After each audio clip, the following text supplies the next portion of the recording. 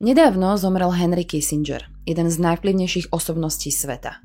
Radil 12 americkým prezidentom od Johna Fitzgeralda Kennedyho po Joea Bidena. Spájajú sa s ním mnohé úspechy, ale aj zásadné kontroverzie. Sám síce nikdy nekandidoval na žiadnu volenú politickú funkciu, stal sa však hlavným tvorcom americkej zahraničnej politiky v období studenej vojny. Poradca pre americkú národnú bezpečnosť, štátny tajomník dvoch amerických prezidentov, Nixona a Forda, kariérny diplomat a politológ s brilantnou mysľou. Autor diela Umenie diplomacie, z ktorého sa učia na vysokých školách ešte aj dnes nielen študenti medzinárodných vzťahov, ale aj historici či učitelia dejepisu. Kissinger získal Nobelovú cenu za mier, no zároveň je dodnes v očiach mnohých ľudí považovaný za vojnového zločinca. Ako to teda je? A čo všetko by ste o Henrym Kissingerovi či jeho komplikovanom dedičstve, ktoré po sebe zanechal, mali vedieť, sa dozviete v dnešnom videu.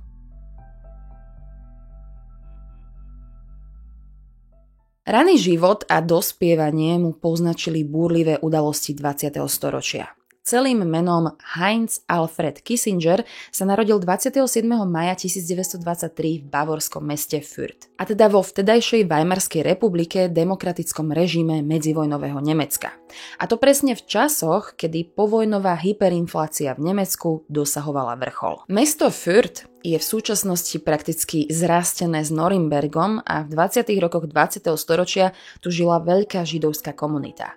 V rámci nej vyrastal v skromnejších pomeroch aj Kissinger. Pubertu a obdobie dospievania mu narušili nacisti, ktorí sa v roku 1933 chopili moci. Mnoho členov NSDAP bolo priamo z Norimbergu, takže Kissinger de facto vyrastal na predmestí hlavnej bašty nacistov. Následkom toho sa s partiou kamarátov pravidelne dostávali do konfliktu s členmi Hitlerjugend. Kissingerov otec bol učiteľ a kvôli norimberským zákonom z roku 1935 sa musel vzdať práce a prestať učiť. V dôsledku tejto istej segregácie nacisti znemožnili nástup na gymnázium aj malému Heinzovi. Tesne pred kryštáľovou nocou, keď mal 15 rokov, s celou rodinou utiekol do New Yorku v Spojených štátoch amerických. Jeho starí rodičia z maminej strany však zostali a neskôr zomreli rukou nacistov. Ako imigrant sa s rodičmi usadil v nemecko-židovskej komunite v časti Washington Heights na Manhattane. Veľmi rýchlo sa naučil po anglicky a asimiloval sa s americkou kultúrou. Nikdy však nestratil svoj charakteristický nemecký prízvuk. Takou zaujímavosťou je, že navštevoval večernú strednú školu, pretože cez deň pracoval v továrni na pánske štetky na holenie. Najprv študoval účtovníctvo a neskôr sa na Harvarde zameral na politológiu. Najzásadnejšia vec, ktorá sa stala v jeho živote okrem prenasledovania nacistami a úteku do Ameriky, bol jeho vstup do americkej armády. Počas druhej svetovej slúžil ako seržant v 84. pešej divízii. Tam si všimli jeho plynulú nemčinu a intelekt a preradili ho k vojenskej rozviedke.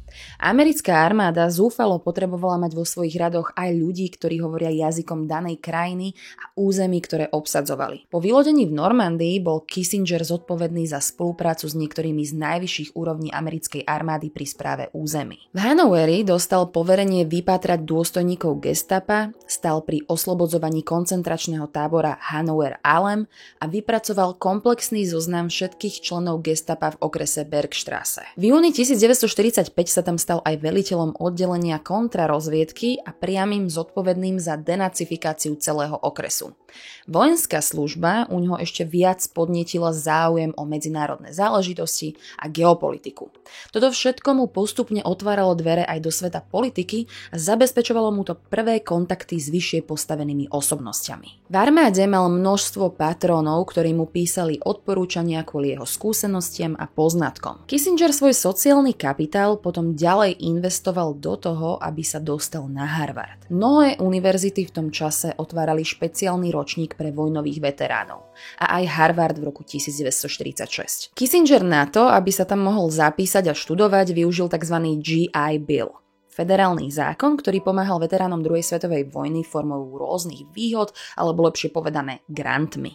Dával im nárok na školiace programy, rekvalifikačné kurzy a Kissinger to využil na platbu za štúdium na prestížnej vysokej škole. Na Harvarde sa síce stal prvákom vo veku 23 rokov, no pokiaľ išlo o skúsenosti a talent, bol pre nich neuveriteľne zaujímavým a dôležitým študentom. Jeho bakalárska práca na tému Význam histórie, úvahy o Spenglerovi, Toynbee a Kantovi mala viac ako 400 strán. Jeho zvedavosť a analytické schopnosti ho na Harvarde úspešne priviedli až k doktorátu. Vo svojej dizertačke sa zameral na historickú perspektívu postnapoleonského obdobia v Európe, skúmal dynamiku vzťahov mocenských hier medzi európskymi štátmi, ktorá v 19. storočí formovala kontinent a aj celý svet. Zároveň sa vo svojej práci snažil nájsť ten najefektívnejší systém opatrení predchádzania vojnám. Už v dizertačke akoby zadefinoval svoj prístup k diplomácii. Za prácu dostal cenu senátora Charlesa Sumnera za najlepšiu dizertačnú prácu a to predznamenalo jeho budúcu úlohu architekta zahraničnej politiky. Dizertačka mu vyšla aj ako kniha v roku 1957 pod názvom Obnova svetového poriadku, Metternich, Castlereagh a ťažkosti s mierom 1812 až 1822. Takže keď si na budúce položíte otázku, prečo študovať históriu a kde sa s vedomosťami z dejepisu dokážete uplatniť, tak napríklad aj v medzinárodných vzťahoch a diplomácii. Kissinger ďalej zostal ako akademik a vyučujúci na Harvarde. Svojimi schopnosťami syntetizovať históriu, politiku a stratégiu priniesol významný prínos v oblasti politológie. Postupne sa stal jedným z najdôležitejších teoretikov zahraničnej politiky, akých Spojené štáty americké vyprodukovali, a získaval si svojimi komentármi a príspevkami stále viac pozornosti. Zameriaval sa na geopolitiku, ktorá prišla po druhej svetovej vojne, a uplatňoval politickú filozofiu realpolitik, ktorá zdôrazňovala, že pri získavaní moci, politike a pri vedení diplomácie by krajiny mali na rôzne konflikty a situácie reagovať realisticky a pragmaticky. Nedržať sa striktne morálnych, ideologických či etických predpokladov. Z imigranta utekajúceho pred nacistickou diktatúrou sa stal významným učencom Harvardu, vyhľadávaným lektorom a konzultantom v otázkach medzinárodných vzťahov a zahraničnej politiky. V akademických kruhoch sa preslavil aj svojou knihou Nuclear Weapons and Foreign Policy, v ktorej navrhol flexibilný model obmedzenej vojny, vedenej konvenčnými silami a taktickými jadrovými zbraňami, v ktorej by bolo možné dosiahnuť víťazstvo. V 60. rokoch pomaly prešiel z akademického sveta do čela americkej diplomácie. Ešte keď pracoval na Harvarde, robil konzultanta pre ministerstvo zahraničia a Biely dom. V tom čase radil Johnsonovej administratíve. No neskôr sa stal poradcom pre národnú bezpečnosť prezidenta Richarda Nixona a do Bieleho domu nastúpil oficiálne až v januári 1969. To, čo robilo Kissingera silným, bola jeho schopnosť vytvárať sociálny kapitál. Čiže budovať sieť kontaktov a spájať sa s mocnými ľuďmi neraz z rôznych ideologických táborov.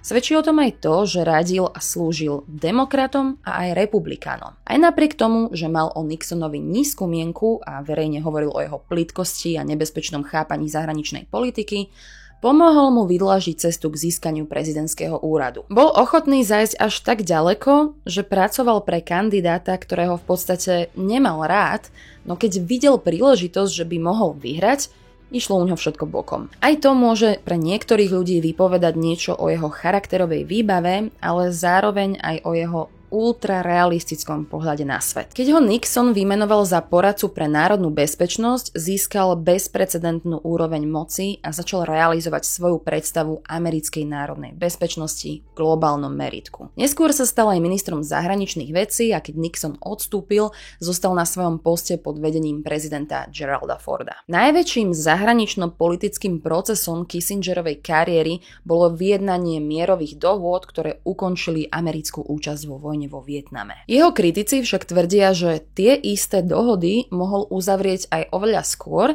a zachrániť tak desiatky tisíc životov.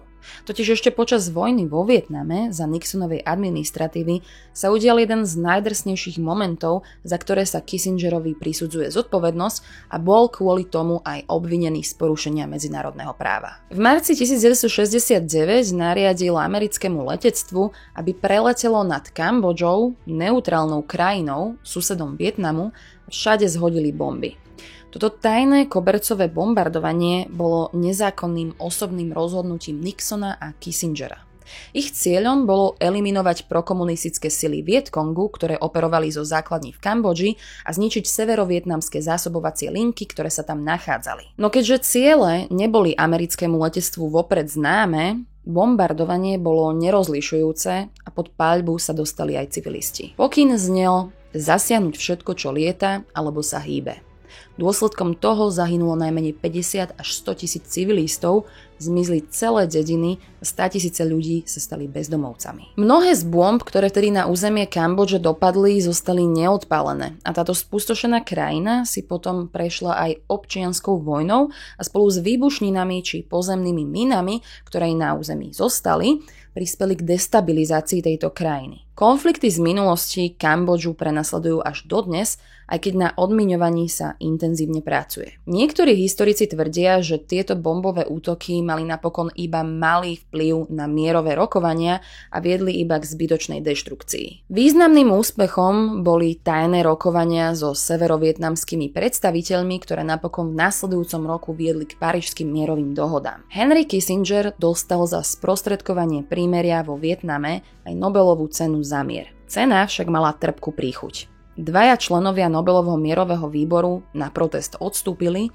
a podľa reakcie si kontroverznosť tejto situácie musel uvedomovať aj samotný Kissinger. Výboru napísal, že cenu príjma s pokorou a celú finančnú odmenu venuje deťom príslušníkov armády Spojených štátov amerických, ktorí zahynuli v bojoch v Indočíne. Nezúčastnil sa ani odovzdávania cien a neskôr po páde Saigonu sa pokúšal cenu vrátiť. Jednou z ďalších črt Henryho Kissingera bolo aj akési prižmurovanie očí nad diktátormi po celom svete, ak ovšem neboli z komunistického tábora. V prípade Čile sa v roku 1970 podielal na organizovaní destabilizácie krajiny. Vyústilo to do zvrhnutia socialistického prezidenta Salvadora Allendeho. Ďalej po amerických stratách vo Vietname existovali obavy, že v bývalej portugalskej kolónii Východný Timor by mohlo dôjsť ku komunistickému prevratu a tak prisľúbil podporu indonéskému vojenskému diktátorovi pri okupácii. Kissinger ďalej dohliadal aj na nelegálne bombové útoky v Laose, poradil Nixonovi, aby sa postavil na stranu pakistanského vojenského diktátora a Pakistan potom vo vojne s Bangladešom na rozdrvenie Bengalcov používal tanky, zbrane a strelivo vyrobené v Spojených štátoch amerických. Po ropnom embargu z roku 1973 Kissinger pomohol naštartovať závislosť Spojených štátov amerických od Saúdskej Arábie. Ropa výmenou za ekonomickú, technickú a vojenskú pomoc od Spojených štátov. Prizeral prevratom v celej Latinskej Amerike, no a okrem ukončenia vietnamskej vojny sa mu podarilo dosiahnuť aj ďalší mimoriadny úspech. Ešte v 70. rokoch uskutočnil 2 tajné cesty do Čínskej ľudovej republiky, čím predpripravil pôdu pre historicky prvú návštevu prezidenta Nixona v Číne a veľmi sa tým zaslúžil o normalizáciu čínsko-amerických vzťahov. Taktiež prispel k uvoľneniu napätia medzi Spojenými štátmi a Sovietským zväzom. Vyjednal zmluvu o obmedzení strategických zbraní SALT-1 a zmluvu o protibalistických strelách. Odštartoval tak politiku détente, uvoľňovania napätia medzi dvoma superveľmocami studenej vojny. Z funkcie ministra zahraničných vecí odstúpil ešte počas administratívy prezidenta Forda, ale aj naďalej pôsobil v rôznych poradných výboroch či komisiách. Neskôr si založil medzinárodnú poradenskú firmu Kissinger Associates, písal články a knihy o americkej zahraničnej politike a histórii diplomácie. Nikto z nás si asi nedokáže predstaviť obdobie studenej vojny z pohľadu rozhodujúcich štátnických pozícií, A aj si priznajme, že nedisponujeme úplne všetkým poznaním a ťažko dokážeme pochopiť, aké to bolo, keď sa dve superveľmoci pretekali v úplne každej sfére na Zemi či vo vesmíre. A dokonca aj v tom, kto získa viac jadrových zbraní, aby toho druhého mohol totálne zničiť. Musel to byť reálny strach, čo poháňal niektorých štátnikov a museli to byť veľmi ťažké rozhodnutia, dokázať balancovať vzťahy na takejto kolísavej miske váh. Robiť všetky tie zákulisné rokovania, zmierňovať napätie a vyberať riešenia, toto býva najčastejší argument na obhajobu Kissingera.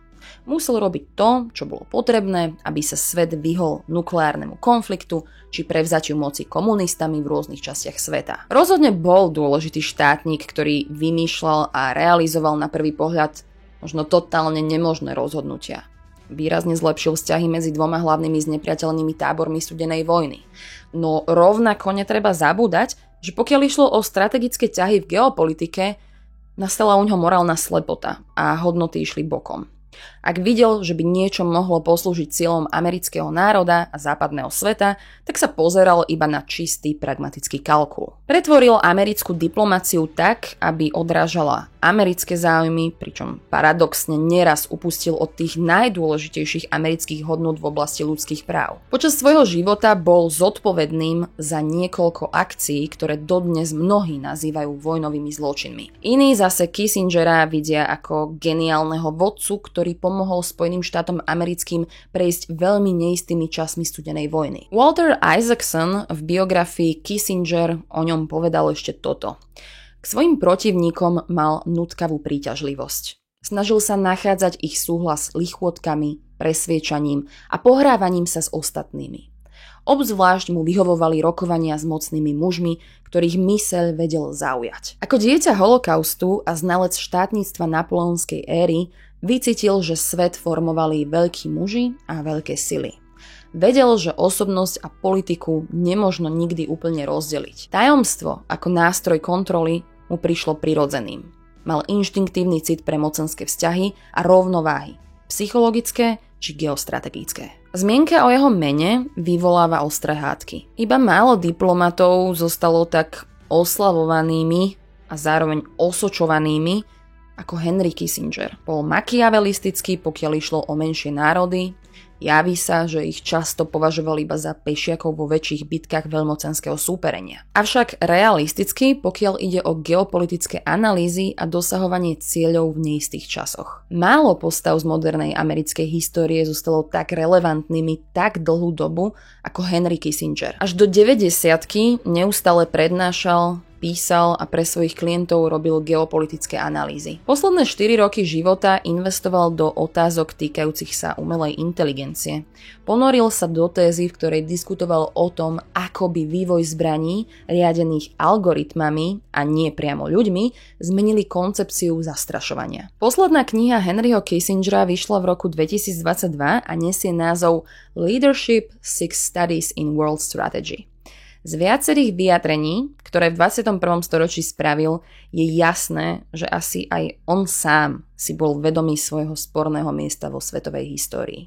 No bez ohľadu na to, či patríme do tábora, ktorý ho chváli, alebo ktorý ním opovrhuje, komentátori po celom svete sa zhodujú na tom, že bol jednou z najmocnejších osobností americkej politiky a súčasný medzinárodný poriadok je dôsledkom a produktom nielen jeho doby, ale aj politiky. No a na záver nezabudnite. Ak sa vám toto video páčilo, tak pomôžte tomuto kanálu rásť a vidíme sa na budúce.